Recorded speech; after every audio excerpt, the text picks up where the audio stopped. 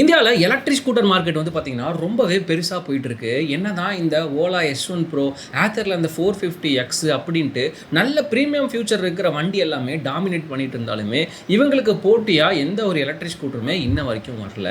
அப்படி பார்க்கையில் தான் இப்போ புதுசாக மார்க்கெட்டுக்குள்ளே இறங்கியிருக்காங்க இந்த அல்ட்ரா வயலட் அப்படிங்கிற கம்பெனிலேருந்து டெராகாஸ்ட் அப்படிங்கிற ஒரு electric scooter model. Ultra violet அப்படிங்கிற ஒரு கம்பெனி பார்த்தீங்கன்னா ஆல்ரெடி F77 அப்படின்ட்டு ஒரு எலக்ட்ரிக் பைக்கை இன்டர்நேஷனல் மார்க்கெட்டில் லான்ச் பண்ணாங்க. இந்தியாவில் தயாரித்து 40 யூரோப்பியன் கண்ட்ரிக்கு வந்து சேல் பண்ணுறதுக்கு எக்ஸ்போர்ட் பண்ணுறாங்க அப்படிங்கிற மாதிரி சொன்னாங்க.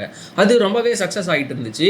அவங்க அடுத்தபடியாக அவங்கள்ட்ட இருந்து அந்த எலக்ட்ரிக் ஸ்கூட்டரை வந்து இப்போ லான்ச் பண்ணியிருக்காங்க. இந்த வண்டியில் அவங்க கொடுத்துருக்க அந்த டிசைன் வந்து பார்த்தீங்க அப்படின்னா இந்த ஏரோடைனமிக்ஸ், இந்த ஸ்பேஸ் ராக்கெட்டில் டிசைன் பண்ணுவாங்க இல்லையா, அந்த டிஎன்ஏலேருந்து எடுத்து நாங்கள் இதை டிசைன் பண்ணியிருக்கோம் அப்படின்னு சொல்கிறாங்க. இந்த வண்டியோட பர்ஃபார்மன்ஸ் என்ன, இதோட பேட்டரி டெக்னாலஜி என்ன, இதில் இவங்க என்னெல்லாம் கொடுக்குறாங்க, ஓலா ஆத்தருக்குலாம் இது காம்பீட் பண்ணுமா, யாருக்கு இந்த வண்டி செட் ஆகும் அப்படிங்கிறத பற்றி தான் நாம் இந்த வீடியோவில் பார்க்க போகிறோம். அதுக்கு முன்னாடி இந்த வண்டி வந்து பார்த்தீங்க அப்படின்னா ரொம்பவே ப்ரீமியம் வண்டி தான், ரொம்ப காஸ்ட் அதிகமாக தான் இருக்கும். அதனால் இந்த வண்டி பற்றி தெரிஞ்சுக்கணும் அப்படின்னு நினச்சிங்கன்னா இந்த வீடியோவை கடைசி வரையும் பாருங்கள். நான் உங்கள் மோகன், வெல்கம் டு மோக விளாக்ஸ். முதல்ல இந்த வண்டியோட டிசைனை பற்றி பார்த்துருவோமா. இந்த வண்டியில் நம்ம முன்னாடியே சொன்ன மாதிரி இந்த டிசைனை யார் இந்த வண்டியை பார்த்தாலுமே ஒரு நிமிஷம் யோசிச்சு பார்ப்பாங்க, நின்று அந்த வண்டியை பார்ப்பாங்க, என்னடா வண்டி இது அப்படிங்கிற அளவுக்கு பார்ப்பாங்க.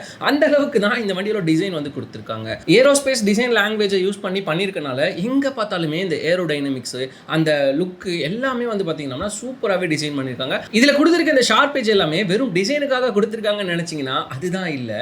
இவங்க இந்த வண்டியோட ஸ்டாப் ஸ்பீடுக்கு ஏற்ற மாதிரி இந்த வண்டி ரொம்பவே ஸ்டேபிளாக இருக்கணும், அதிகமான வேகத்தில் போகும்போது வண்டி எதுவும் ஆடிடக்கூடாது அப்படிங்கிற மாதிரி இந்த ஸ்பேஸில் இந்த ஏரோஃப்ளைன்லாம் டிசைன் பண்ணுற மாதிரி அதுக்கேற்ற மாதிரி இந்த ஏரோடைனமிக்ஸ் வந்து டிசைன் பண்ணியிருக்காங்க. நம்ம எவ்வளோ வேகம் போனாலுமே வண்டி ஆடாது, அதே மாதிரி அந்த ரோட்டை ஒட்டியே போகிற மாதிரி இது டிசைன் பண்ணியிருக்காங்க. அதே மாதிரி இதோட வீல் சேசஸ்லாம் பார்த்தோம் அப்படின்னா இது ஒரு ஸ்கூட்டர் தான், ஆனால் பைக்கில் என்னென்ன தேவையோ அது எல்லாமே கொடுத்துருக்காங்க. இதில் ரொம்பவே யூஸ்ஃபுல்லாக இருக்க டியூப்லர் ஃப்ரேம் வந்து கொடுத்துருக்காங்க. அதனால் இது ஓட்டுறதுக்கு பைக் ஓட்டுற ஃபீல் தான் இருக்கும், ஸ்கூட்டர் ஓட்டுறோம் அப்படிங்கிற மாதிரி ஃபீலே இருக்காது, அந்த அளவுக்கு கொடுத்துருக்காங்க.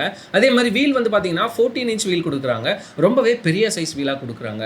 அதனால நம்மளுக்கு குழியில் ஓட்டினாலோ இல்லை ஏதாவது ஸ்பீடு பிரேக்கரில் ஓட்டினாலோ நம்மளுக்கு அதில் போகிற அந்த ஃபீலே இருக்காது, ரொம்பவே யூனிக்காக இருக்கும். அதே மாதிரி இந்த டர்ன் பண்ணும் போதெல்லாம் கீழே விழுந்துருவோம் அப்படிங்கிற எந்த ஒரு பயம் இல்லாமல் பைக் ஓட்டுற மாதிரியே இந்த வண்டியை ஓட்ட முடியும் அப்படிங்கிற மாதிரி சொல்கிறாங்க. இது ஃபேமிலி வண்டியா இல்லை ஸ்போர்ட்ஸ் வண்டியா அப்படின்னு கன்ஃபியூஸ் ஆகிறவர்களுக்கு இருக்கும். அதே மாதிரி இந்த வண்டியில் நிறைய ஸ்பேஸஸும் கொடுத்துருக்காங்க அப்படின்னு சொல்கிறாங்க. இது பார்க்கறதுக்கு நல்ல ஸ்போர்ட் லுக்கில் இருந்தாலுமே இதில் வண்டியில் முன்னாடி நம்மளுக்கு வைக்கிறதுக்கும் அதே மாதிரி பூட் ஸ்பேஸும் நம்மளுக்கு கொடுத்துருக்காங்க அப்படிங்கிற மாதிரி சொல்கிறாங்க. அடுத்து இந்த எலக்ட்ரிக் ஸ்கூட்டரில் ரொம்பவே முக்கியமாக இருக்க அந்த ஹார்ட்னு சொல்லக்கூடிய பேட்டரி பற்றி பார்த்துருவோமா. இந்தியா மார்க்கெட்டில் இந்த எலக்ட்ரிக் வெஹிக்கிளில் பேட்டரி செலக்ட் பண்ணுறது ரொம்பவே டஃப்பாக இருக்கும். ஏன்னா நம்மளுக்கு காஸ்ட் எஃபிஷியன்சியாகவும் கொடுக்கணும், அதே மாதிரி சேஃப்டியாகவும் கொடுக்கணும். அப்படிங்கிறதுல ரொம்பவே காம்படிஷன் வந்து ரொம்பவே ஹெவியாக இருக்கும், எந்த பேட்டரி செலக்ட் பண்ணுறது அப்படின்னு சொல்லிட்டு.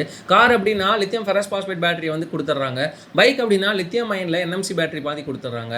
ஆனால் இது எல்லாமே கொடுக்கணும் அப்படின்னா நம்மளுக்கு சேஃப்டியாகவும் இருக்கணும், அதே மாதிரி லைஃபும் வரணும், கம்மியான பட்ஜெட்டில் இருக்கணும்னு சொல்லிட்டு யோசிச்சு இந்த கம்பெனிக்காரங்களுக்கு நிறைய ரிசர்ச் வந்து போயிடும் அப்படின்னு மாதிரி சொல்கிறாங்க. ஆனால் இந்த டெராகாஸ்டில் என்ன பண்ணியிருக்காங்க அப்படின்னா இவங்களே ஓனாக ஒரு பேட்டரி பேக்கை டிசைன் பண்ணி அதுவும் இவங்க வண்டிக்கு தேவையான ஃபியூச்சர்லாம் இருக்க மாதிரி கொடுத்து ஒரு கஸ்டம் பில்ல வந்து இந்த பேட்டரி வந்து உருவாக்கியிருக்காங்க. அப்படி என்ன கஸ்டம் பண்ணியிருக்காங்க அப்படின்னா தெர்மல் மேனேஜ்மெண்ட் சிஸ்டத்தை கொடுத்துருக்காங்க. அதாவது நார்மலாக மற்ற கம்பெனி எல்லாமே தெர்மல் மேனேஜ்மெண்ட் எப்படி கொடுத்துருப்பாங்கன்னா ஒரு ஏர் கூலிங்கோ இல்லை லிக்விட் கூலிங்கோ அந்த மாதிரி கொடுப்பாங்க. இவங்க இன்னும் ஒரு படி மேலே போய் என்ன பண்ணியிருக்காங்க அப்படின்னா இந்த செல்லை டிசைன் பண்ணும் போதே இந்த ஏரோநாட்டிக்ஸ்ல எல்லாம் வந்து பார்த்தீங்க அப்படின்னா அவங்க அந்த கூலிங் சிஸ்டம்லாம் வந்து டிசைன் பண்ணுவாங்க, அதுக்கேற்ற மாதிரி இந்த பேட்டரியும் இவங்க டிசைன் பண்ணியிருக்காங்க. இந்தியாவில் வந்து பார்த்தீங்க அப்படின்னா நம்மளுக்கு நார்மலாக வெயில் காலத்தில் 40 டிகிரி வரைக்கும்லாம் வெயில் போகும், அதுக்கு மேலேயும் இப்போ போயிட்டு இருக்கு. அதனால பேட்டரி வந்து பார்த்தீங்க அப்படின்னா ஹீட் ஆகும், கூடவே நம்ம வந்து இந்த வெயில் இருக்குது அப்படின்னா அது இன்னும் ஹீட் ஆகி பிளாஸ்ட் ஆகிறதுக்கு வாய்ப்பு இருக்கு இல்லையா. அதனால தான் இவங்க என்ன பண்ணியிருக்காங்க அப்படின்னா அந்த ஒவ்வொரு செல்லை சுற்றியும் ஹீட் அப்சர்வ் பண்ணுற மாதிரி அலுமினியம் வந்து கொடுத்துருக்காங்க. அது என்ன பண்ணுன்னா அந்த ஒவ்வொரு செல்லில் இருக்கிற ஹீட்டையும் அதை அப்சர்வ் பண்ணி அந்த ஹீட்டை வந்து ட்ரான்ஸ்ஃபர் பண்ணியிருக்கிறதுனால இது தீ பிடிக்கிறது, அந்த ஹீட் ஆகிற வாய்ப்பு வந்து பார்த்தீங்கன்னா 0% அப்படிங்கிற மாதிரி சொல்கிறாங்க. அதே மாதிரி இந்த வண்டியில் வந்து பார்த்தீங்க அப்படின்னா 4.5 கிலோவாட்லேருந்து 5 கிலோவாட் அவர் வரைக்கும் பேட்டரி பேக் வந்து கொடுக்குறோம் அப்படின்னு சொல்கிறாங்க. இதை வச்சு நம்மளால் 140லேருந்து 150 கிலோமீட்டர் வரையும் ரியல் ரேஞ்சில் வந்து நம்மளுக்கு மைலேஜ் கிடைக்கும் அப்படின்னு சொல்கிறாங்க. மற்ற வண்டி கம்பேர் பண்ணி பார்க்கும்போது இதோட ரேஞ்ச் வந்து ரொம்பவே கம்மியாக தான் இருக்குது. ஆனால் இன்னொரு சைடு வந்து பார்த்தீங்க அப்படின்னா சார்ஜிங் வந்து ஃபாஸ்ட்டாக கொடுத்துருக்கோம் அப்படின்னு சொல்கிறாங்க. அதாவது 1 hour சார்ஜ் போட்டிங்கனாலே 80% வந்து நம்மளால் சார்ஜ் பண்ணிக்க முடியும் அப்படிங்கிற மாதிரி சொல்கிறாங்க. அதனால் நம்ம சார்ஜ் பண்ணி நம்ம திரும்ப அந்த கிலோமீட்டர் வந்து அச்சீவ் பண்ணிக்க முடியும் அப்படிங்கிற மாதிரி சொல்கிறாங்க. சரி, பேட்டரி பார்த்துட்டோம், அடுத்து முக்கியமான விஷயம் என்ன, மோட்டர் தானே. அந்த மோட்டர் எப்படி கொடுத்துருக்காங்க அப்படின்னு பார்த்துருவோமா. நம்ம இந்தியாவில் அதுவும் குறிப்பாக தமிழ்நாட்டில் நம்ம எங்கேயாவது சிக்னலில் நின்னோம் அப்படின்னா திரும்பி எடுத்து ஓட்டும் போது நம்ம சடனாக முறுக்கியே பழகிட்டோம். அதாவது ஒருத்தன் வந்து அந்த சிக்னலில் வந்து எடுக்கலைன்னா நம்ம ஹார்ன் அடிச்சுட்டே இருப்போம், டக்குன்னு நம்ம முறுக்கி போய் போய்கிட்டே இருக்கணும் அப்படிங்கிற மாதிரி யோசிப்போம். இதே மற்ற எலக்ட்ரிக் ஸ்கூட்டர் வச்சிருந்தோம் அப்படின்னா நம்ம முறுக்குனா பொறுமையாக தான் போகும், பின்னாடி இருக்கவன் நம்மளுக்கு ஆரன் அடிச்சுட்டே இருப்பான், நம்மளுக்கு டென்ஷன் ஆகும். அது மாதிரி கவலை இருக்கவங்களுக்குலாம் இதில் ரொம்பவே சூப்பரான ஒரு மோடு கொடுத்துருக்காங்க. அது என்னங்கிறத பார்த்துருவோம். அதுக்கு முன்னாடி இவங்க என்ன மோட்டர் கொடுத்துருக்காங்க அப்படின்னா, மற்ற வண்டியில் கொடுக்குற மாதிரி ஹப் மோட்டராக கொடுக்காம இவங்க மிட் டிரைவ் மோட்டராக கொடுத்துருக்காங்க. எப்படி இன்ஜின்லேருந்து செயின் மூலிமா நம்மளுக்கு வீலுக்கு வந்து பவர் போகுதோ அதே மாதிரி இதில் மிட்டில் வந்து பார்த்திங்கன்னா ஒரு மோட்டர் கொடுத்துருப்பாங்க. அந்த மோட்டர்லேருந்து ஒரு பெல்ட் மூலிமா நம்மளுக்கு வந்து வீலுக்கு வந்து பவர் போகும், அது மூலிமா நம்மளுக்கு வந்து வண்டி வந்து மூவ் ஆகும் அப்படிங்கிற மாதிரி சொல்கிறாங்க. இதோட டாப் ஸ்பீடு என்ன தெரியுங்களா? 120 km/h வந்து டாப் ஸ்பீடு போகும் அப்படின்னு சொல்கிறாங்க. நீங்கள் ஹைவேல போகிறீங்க அப்படின்னா 120 km வரைக்கும் இந்த வண்டியை வச்சு தாராளமாக ஓட்டிக்க முடியும். ஆனால் எந்த ஒரு ஷேக் ஆகாது. முன்னாடி சொன்ன மாதிரி இவங்க யூஸ் பண்ணியிருக்க அந்த ஏரோடைனமிக்ஸ்லாம் இருக்கனால நம்மளுக்கு வண்டி வந்து பெருசாக ஷேக் ஆகாது, எந்த ஒரு அலைன்மெண்ட்டும் ஆகாது, ரொம்பவே நல்லாவே போகும் அப்படிங்கிற மாதிரி சொல்கிறாங்க. அதே மாதிரி அந்த இனிஷியல் பிக்கப் இருக்கு இல்லையா, அது எப்படி இருக்குது தெரியுமா? 0 to 40 km/h ஸ்பீடை 2.5 செகண்ட்ஸ்லேயே அச்சீவ் பண்ணுதுன்னு சொல்கிறாங்க. நீங்கள் சடனாக இப்படி முறுக்குனீங்க அப்படின்னா 40 km வேகத்துக்குள்ள போயிருவீங்க. அந்த அளவுக்கு நம்மளுக்கு வந்து பவரான மோட்டரை வந்து நாங்கள் கொடுத்துருக்கோம் அப்படிங்கிற மாதிரி சொல்கிறாங்க. சரி, அப்படி கொடுத்துருக்காங்களே, இதில் ஏதாவது மோட்ஸ் கொடுத்துருக்காங்களா அப்படின்னு கேட்டிங்கன்னா இதில் 3 வகையான மோட்ஸ் கொடுக்குறாங்க.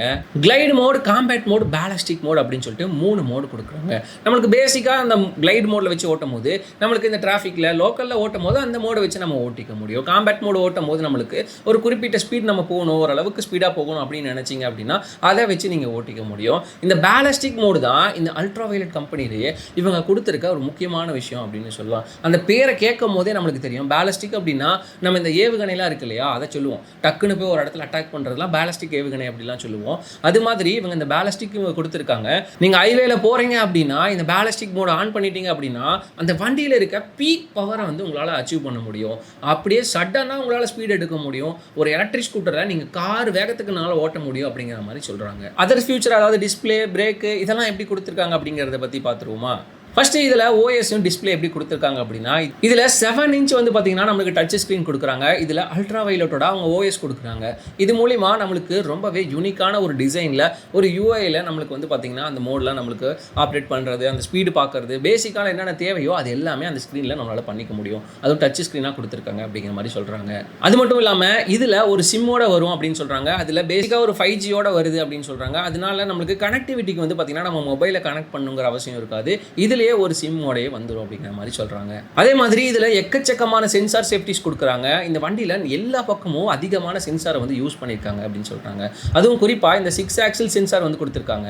அதாவது என்னன்னா, நீங்க வளைவில் வேகமா ஓட்டுறீங்க அப்படின்னா, வேகமா வளையறீங்க அப்படின்னா அந்த டைம்ல நீங்க எவ்வளவு ஆங்கிள் வளையறீங்க அப்படிங்கிறதெல்லாம் கூட நம்மளுக்கு அந்த டிஸ்பிளேல காட்டுற மாதிரி சென்சார்லாம் கொடுத்துருக்கோம் அப்படிங்கிற மாதிரி சொல்றாங்க. அதே மாதிரி இதுல சாதாரணமா ஒரு ரீஜெனரேட்டிவ் பிரேக்கிங் கொடுக்காம நம்ம ஓட்டுற ஸ்பீடுக்கு ஏற்ற மாதிரி, நம்ம ஓட்டுற அந்த கண்டிஷனுக்கு ஏற்ற மாதிரி அட்ஜஸ்டபிள் ரீஜெனரேட்டிவ் பிரேக்கிங் சிஸ்டமாக கொடுத்துருக்காங்க.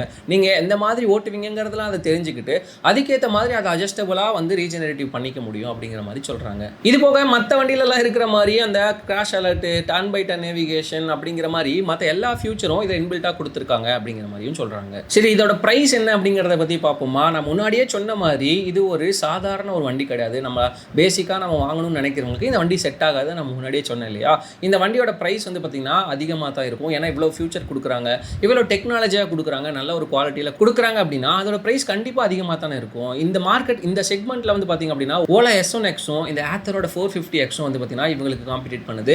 ஓலா S1Xும் ஆத்தர் 450 வந்து பார்த்திங்க அப்படின்னா நம்மளுக்கு 1.5 லட்ச ரூபா பட்ஜெட்டில் வந்து பார்த்திங்கன்னா நம்மளுக்கு அது கிடைக்கும். இதோட காம்படிட்டிவ் என்ன இருக்குது அப்படின்னா டிவிஎஸ் X அப்படின்னு ஒரு மாடல் இருக்குது. அந்த மாடல் வந்து பார்த்திங்கன்னா 2.5 லட்ச ரூபாலாம் வருது அப்படிங்கிற மாதிரி சொல்கிறாங்க. அது மாதிரி இது ஒரு ப்ரீமியம் வண்டியாக தான் இவங்க வந்து கொண்டு வந்திருக்காங்க. இந்த வண்டியோட எக்ஸ்ஷோரூம் ப்ரைஸ் வந்து பார்த்திங்கன்னா கிட்டத்தட்ட 1,60,000 இருந்து 1,80,000 வரைக்கும் வரும் அப்படிங்கிற மாதிரி சொல்றாங்க. அதனால இந்த வண்டி வந்து பார்த்தீங்கன்னா பேசிக்காக நான் டெய்லியும் ஓட்டுவேன், எனக்கு அந்த மாதிரி இருக்கவங்களுக்குலாம் இந்த வண்டி செட் ஆகாது. கம்மியான கிலோமீட்டர் ஓட்டுறவங்களுக்குலாம் இந்த வண்டி செட் ஆகாது. நான் பைபாஸில் டெய்லியும் ட்ராவல் பண்ணுவேன், நான் வந்து ஆஃபீஸ்க்கு சீக்கிரமாக போகணும், நான் டெய்லியும் 1 hour 2 hour வந்து பார்த்தீங்கன்னா வண்டியிலே ட்ராவல் பண்ணுவேன், எனக்கு பிக்கப் பவர் எல்லாமே நல்லா இருக்கணும் அப்படின்னு நினைக்கிறவங்களுக்கு தான் இந்த வண்டி வந்து பார்த்தீங்கன்னா கம்ஃபர்டபுளாக இருக்கும். ஏன்னா நம்மளுக்கு வந்து பார்த்தீங்கன்னா நார்மல் எலக்ட்ரிக் ஸ்கூட்டர் எடுத்துகிட்டு அதில் பவர் இல்லாமல் ஒரு ஸ்பீடு இல்லாமல் நம்ம ஓட்டணும் அப்படின்னா நம்மளால் ஓட்ட முடியாது, சீக்கிரமாக ஆஃபீஸ்க்கும் போக முடியாது. இது மாதிரி ஓட்டும் போது வந்து பார்த்திங்கன்னா நம்மளுக்கு வந்து நல்ல ஒரு பிக்கப் இருக்கும், நல்ல ஒரு பவர் இருக்கும், நல்ல ஒரு ஸ்பீடு இருக்கும். அதனால் நம்ம சீக்கிரமாக ஆஃபீஸ் போயிட்டு வந்துட்டு இருக்க முடியும் அப்படிங்கிற மாதிரி சொல்கிறாங்க. இந்த டெலிவரி பண்ணுறவங்க இல்லைன்னா சின்ன சின்ன கடை வச்சுட்டு நான் வந்து ஸ்டோரேஜுக்கு நான் அதிகமாக வாங்கிட்டு வருவேன் அப்படின்னு நினைக்கிறவங்களுக்குலாம் இந்த வண்டி வந்து பார்த்திங்கன்னா ரொம்பவே சூப்பராக இருக்கும். சின்ன சின்ன பர்பஸ்க்கு வாங்குறவங்களுக்கு இந்த வண்டி கண்டிப்பாக செட் ஆகாது அப்படின்னு தான் சொல்கிறாங்க. நீங்கள் இந்த வண்டி வந்துச்சுன்னா வாங்குவீங்களா அப்படின்னு கமெண்ட்டில் சொல்லுங்கள். உங்களுக்கு வேறு ஏதாவது வீடியோ வேணும்னா அதையும் கமெண்ட்டில் சொல்லுங்கள். உங்களுக்கு இந்த வீடியோ பிடிச்சிருந்துச்சுன்னா லைக் பண்ணிக்கோங்க. வண்டி யாராவது வாங்கணும்னு நினைச்சாங்கன்னா அவங்களுக்கு இந்த வீடியோவை ஷேர் பண்ணுங்க. இது மாதிரி யூஸ்ஃபுல்லான வீடியோ போகிற நம்ம பேஜை ஃபாலோ பண்ணி வச்சுக்கோங்க. உங்களை அடுத்த வீடியோவில் சந்திக்கிற வரை